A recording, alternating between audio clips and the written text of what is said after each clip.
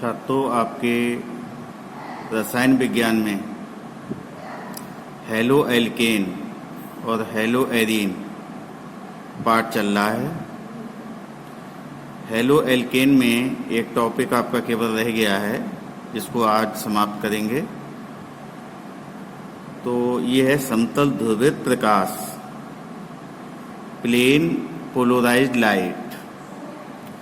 वह प्रकाश जिसका कंपन केवल एक ही तल में होता है समतल ध्रुवित प्रकाश कहलाता है। अब ये कैसे प्राप्त होता है समतल ध्रुवित प्रकाश?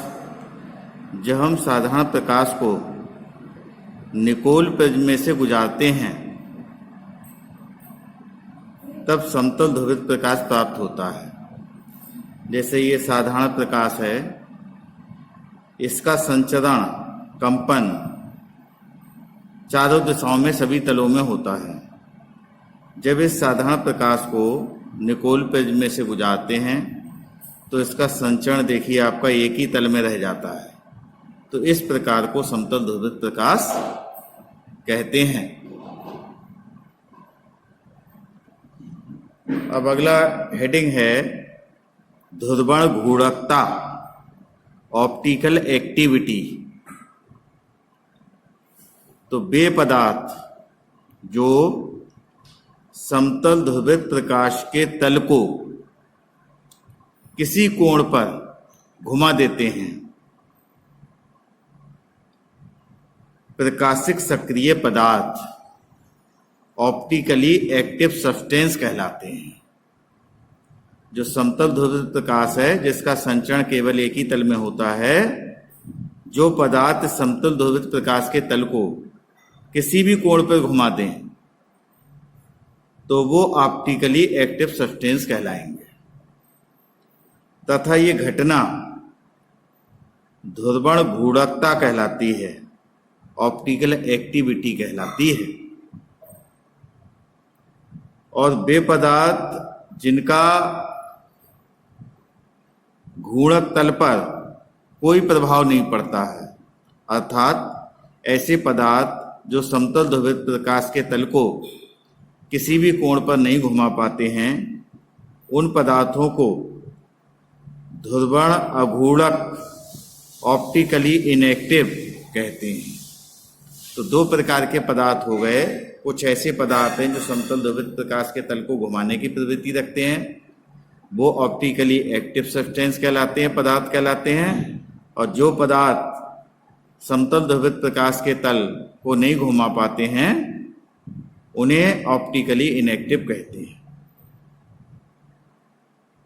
तो घुमाने की दिशा के आधार पर ध्रुवण घूर्णक पदार्थ दो प्रकार के होते हैं। नंबर 1, दक्षिण ध्रुव घूर्णक डेस्टो रोटेटरी। वे पदार्थ जो समतल ध्रुवित प्रकाश के तल को दाईं ओर या दक्षिणावर्त या कहें इसको क्लॉकवाइज घुमाते हैं, दक्षिण ध्रुव घूर्णक कहलाते हैं। ऐसे पदार्थ के नाम से पहले प्लस का चिन्ह लगा देते हैं या स्मॉल डी लिख देते हैं। तो किसी पदार्थ के नाम से पहले प्लस लगा हो या स्मॉल डी लिखा हो तो इसका मतलब वो डेक्स्ट्रो रोटेटरी पदार्थ है, अर्थात वह समतल ध्रुवित प्रकाश के तल को दक्षिणावर्त घुमाने की प्रवृत्ति रखता है। जैसे डी लैक्टिक एसिड या प्लस लैक्टिक एसिड या डी लैक्टिक एसिड, इसका मतलब है कि ये समतल ध्रुवित प्रकाश के तल को दाईं ओर घुमाने की प्रवृत्ति रखता है। जैसे ये समतल ध्रुवित प्रकाश है जिसका संचरण एक दिशा में होता है। कोई डीफॉर्म पदार्थ है, डेक्स्ट्रो रोटेटरी पदार्थ है, तो वो इसके लिए समतल ध्रुवित प्रकाश के तल को दाईं ओर घुमाने की प्रवृत्ति रखेगा। तो हमें इससे ज्ञात हो जाता है कि ये जो पदार्थ था हमारा वो डेक्स्ट्रो रोटेटरी पदार्थ है। ये समतल ध्रुवित प्रकाश के तल को दाईं ओर घुमाने की इसकी प्रवृत्ति पाई जाती है।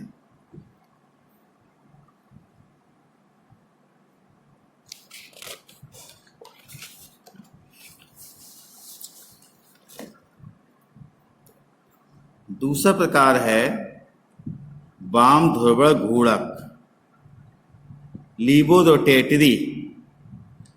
वे पदार्थ जो समतल ध्रुवित प्रकाश के तल को दाईं ओर, बाईं ओर या बाईं ओर या वामावर्त एंटी क्लॉकवाइज घुमाते हैं, वाम ध्रुवक घूर्णक कहलाते हैं।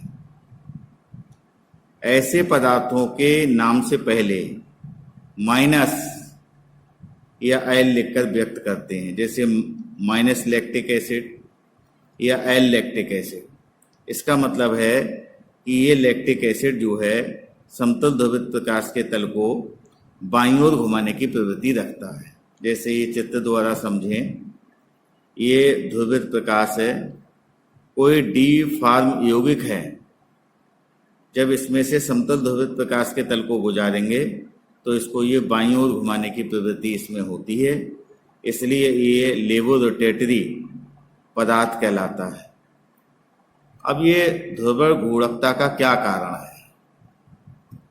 तो पहले देखिए कुछ इनऑर्गेनिक कंपाउंड्स हैं, जैसे quartz, KClO3, KBrO3, KiO4, benzyl आदि पदार्थ। ये ऑर्गेनिक है कंपाउंड, ये इनऑर्गेनिक है बाकी। आदि पदार्थ केवल क्रिस्टलीय अवस्था में ध्रुवण घूर्णक होते हैं, यानी ठोस अवस्था में।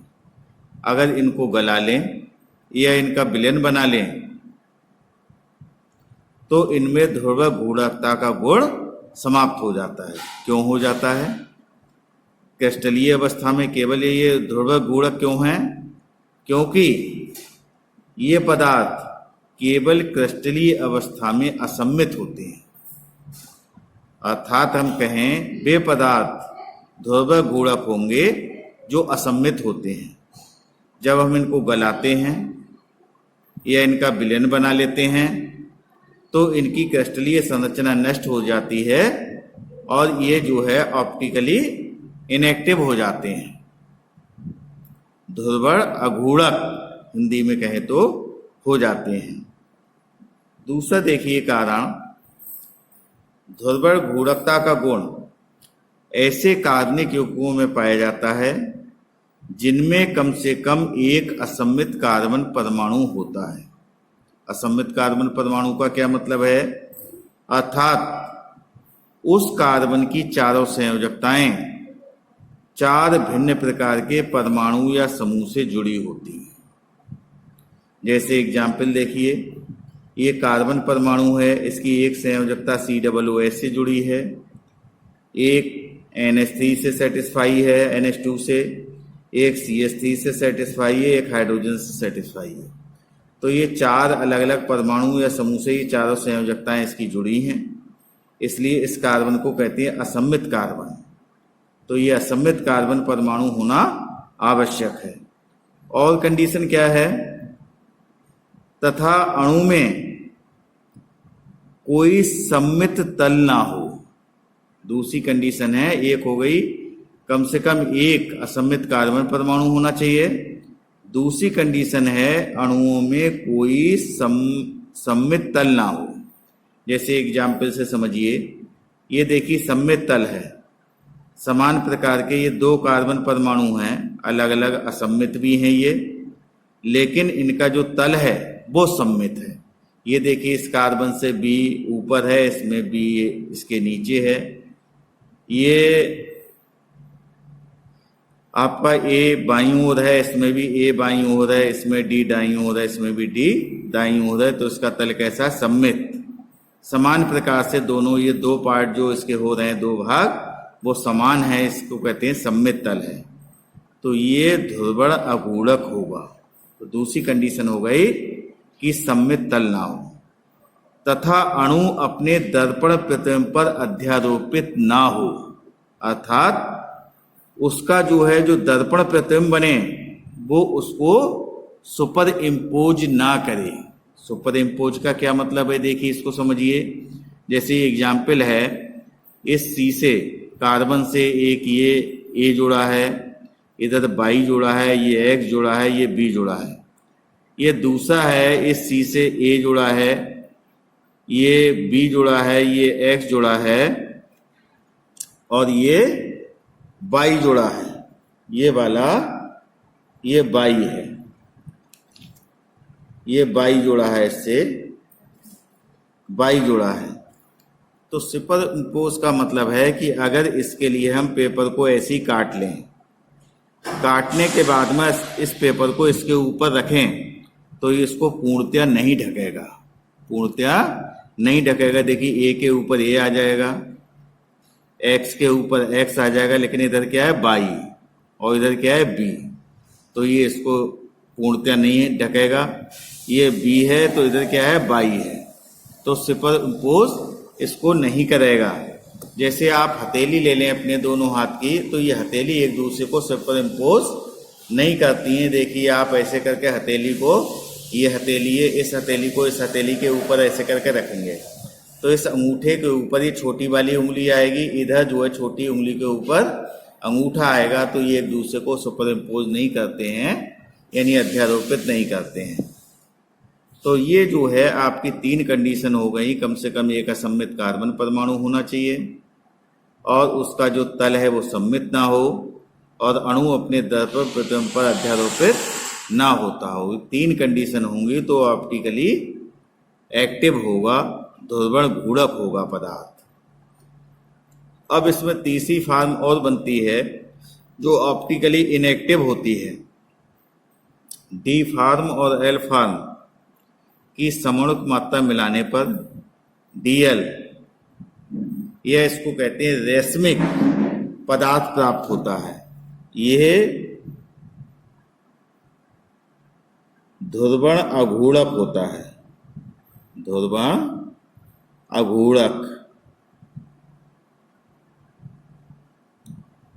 होता है। ये बच्चों हेलो एल्केन जो था आपका टॉपिक, इसमें वो पूरा समाप्त हो जाता है। अब कल मैं आपके लिए हेलो एरीन बताऊंगा। आपने कॉपी बना ली होगी, इसके नोट्स बनाते रहिए। जब विद्यालय खुलेगा तो ये आपका होमवर्क देखा जाएगा।